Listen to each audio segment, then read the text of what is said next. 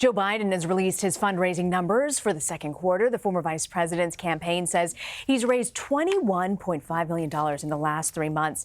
Biden says the money has come from $256,000 in donor donation and an average donation of about $49.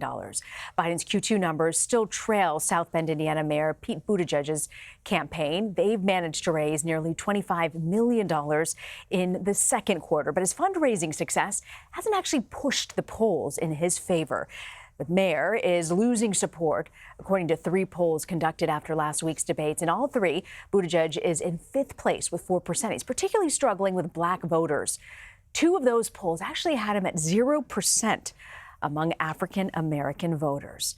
Well, Caitlin Huey-Burns is reporting on this, about Buttigieg's campaign and how they're changing their strategy. He's shifting to retail campaigning this summer and will bolster his presence in Iowa and New Hampshire. Caitlin Huey-Burns joins me now on set. She's a CBSN political reporter. So, Caitlin, tell me more about the strategy. What does this mean for Buttigieg? What's really interesting, because the mayor really, when he started this campaign, launched a national campaign. He was doing lots of national media interviews, focused also on fundraising, so spending a lot of time in New York and LA and everywhere raising money and trying to really boost his national profile. Now, that worked to a great extent. He was able to raise $25 million.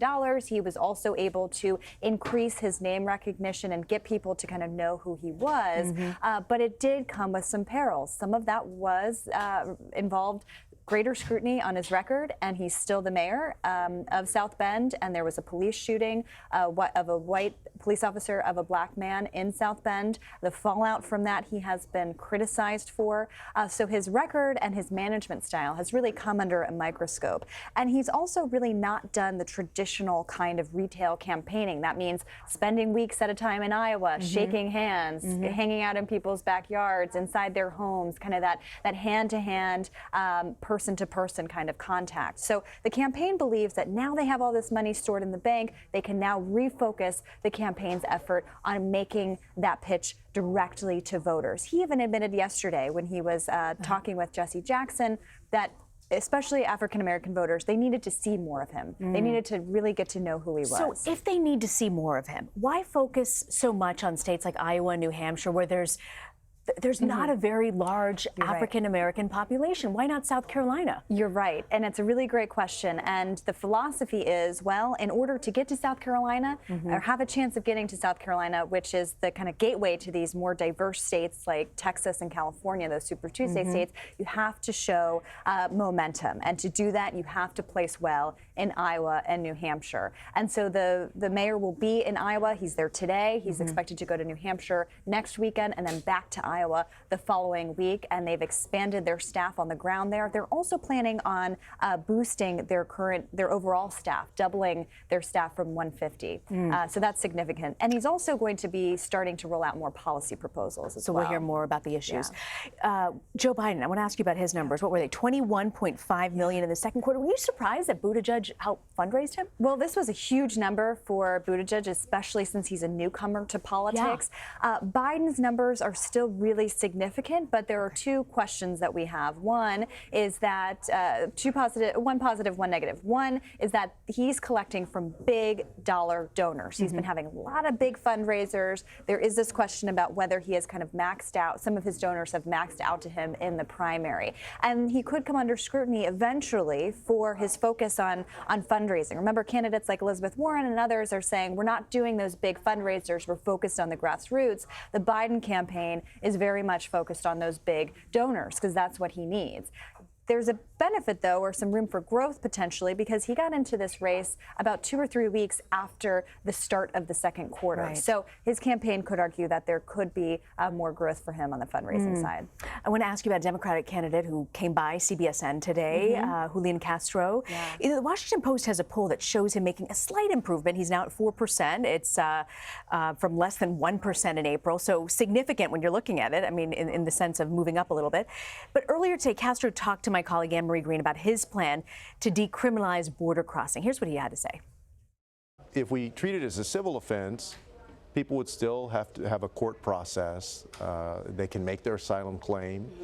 If they're undocumented but not requesting asylum, then they go through a process. They have the opportunity to make their case.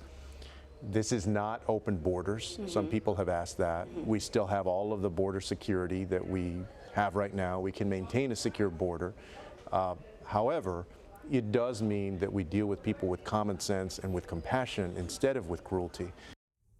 Do you think Republicans will have a field day with that? Oh, they already are. What was really interesting about this is that in the first debate, Castro really challenged Beto O'Rourke on this, and he really had a moment in that debate, and that contributed to his rise in the polls. We've seen him get a post-debate bump, and he's trying to capitalize on that, certainly. And the following night, nearly all of the candidates on stage supported Castro's approach to making it no longer a federal crime to cross the border illegally. But I talked to the Trump campaign the day after that, and they were already seizing on those comments, because remember, the Trump campaign wants to paint all Democrats with a broad brush, saying that they all support open borders. And by no longer making it a federal crime to cross the border illegally, that opens them up to a lot of criticism from Republicans, and also something I think we'll see in Trump's campaign ads. Now, you heard Castro there try to explain the nuances of it, but it remains to be seen whether that will get parsed out or whether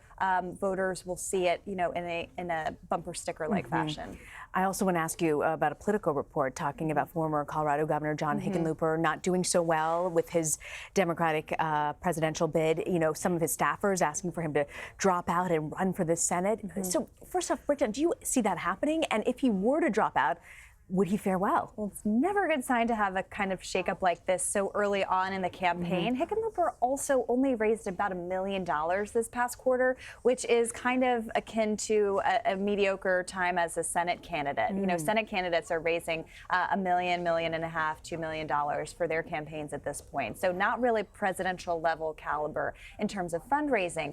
Chuck Schumer, the minority leader in the Senate, had been trying to recruit all of these candidates, Hickenlooper, Steve Bullock in Montana, even Beto O'Rourke, to go back to the Senate race in Texas, with no success. They all wanted to run for president. Now they're trying to get some of these folks to maybe reevaluate or to drop out of the race. Voters are so overwhelmed by the number of candidates here, and they've been looking to the debates to help winnow the field. And so we'll see, between now and the next debate, whether any candidates kind of take that hint. So speaking of weeding things out a little bit, maybe we can have that discussion now. Are there any other candidates, maybe in Hickenlooper's position as well, that we might see in the coming weeks dropping out? Well, I think we should watch about who gets on that debate stage next time around, whether they, it's the same basic fundamentals to make the first debate, but we're going to have more polls, more fundraising numbers, and also just the amount that it takes to campaign, over the next few weeks to really grab people's attention when it's summertime. A lot of people, besides myself, have nice things to do over the summer and aren't necessarily paying attention to politics all the time. So the challenge really increases for a lot of these candidates who have been trying to get momentum. If you weren't really able to capitalize on that first debate the way Julian Castro did, it becomes more difficult as the weeks go by. All right, Caitlin Huey-Burns, we look forward to more of your reporting. Thank you for joining us. Thanks.